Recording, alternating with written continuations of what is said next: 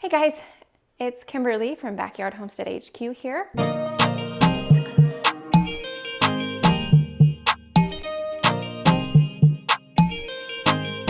And what's the difference between freeze dryers and dehydrators? Well, other than the way that they work, there's actually quite a bit of difference. And while we've been working on an article for you, and you're welcome to read that, we also thought that some video of the proof of our experiment would be totally awesome because it's science, right? So anyway, here is what we did. We started by taking a whole bunch of apples, like a big bag of them, and we sliced them up and we split them up into two groups of 200 grams each. And one group we stuck in the freeze dryer and the other group we stuck in the dehydrator because they're apples, they're delicious. Who doesn't like them, right? Anyway, here are the results. The freeze-dried apples lost about 85% of their water weight. And the freeze dryer works through cycling through heat and cold and then vacuuming to get all that water out. And this is what they look like. Did it get focused on there or is it? Okay, focused, good. And these, you know that apples are done freeze drying because they snap right in half, no moisture in them whatsoever. And they're delicious. The dehydrated apples also lost 85% of their weight, which, you know, I was expecting these to have a lot bigger difference than that, even though, I mean, it's the same food, but you know, a lot of the different companies say that they will lose, you know, up to 90 or 95% of their weight. But here's the dehydrated apple.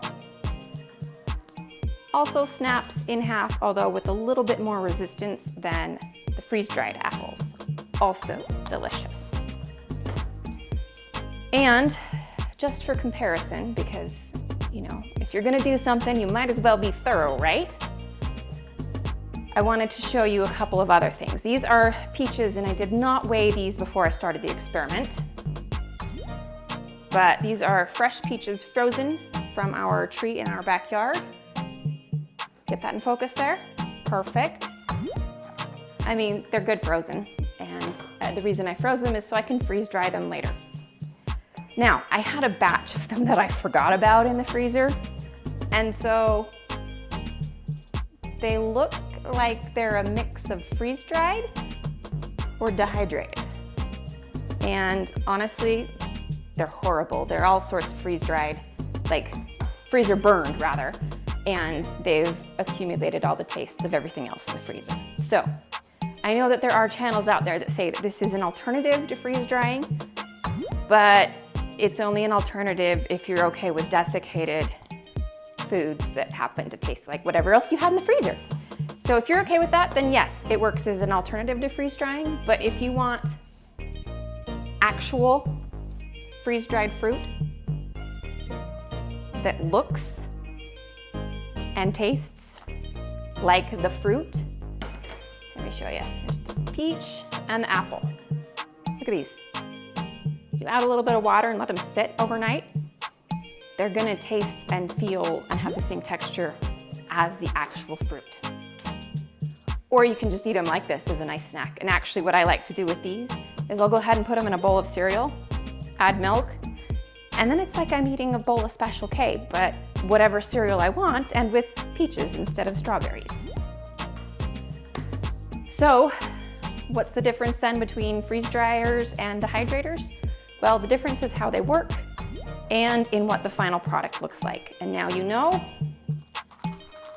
this is a dehydrated apple versus a freeze-dried apple, and a freeze-dried peach, oh, this is a little cold, versus a frozen one.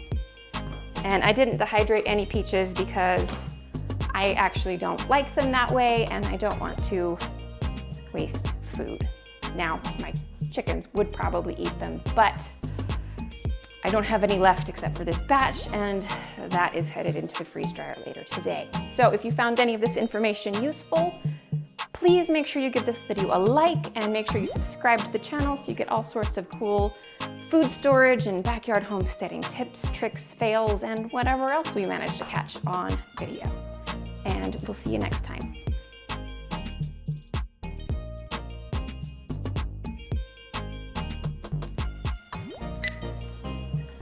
All right, let's try this again. And this is a really lame beginning. You hit stop and let's start that again.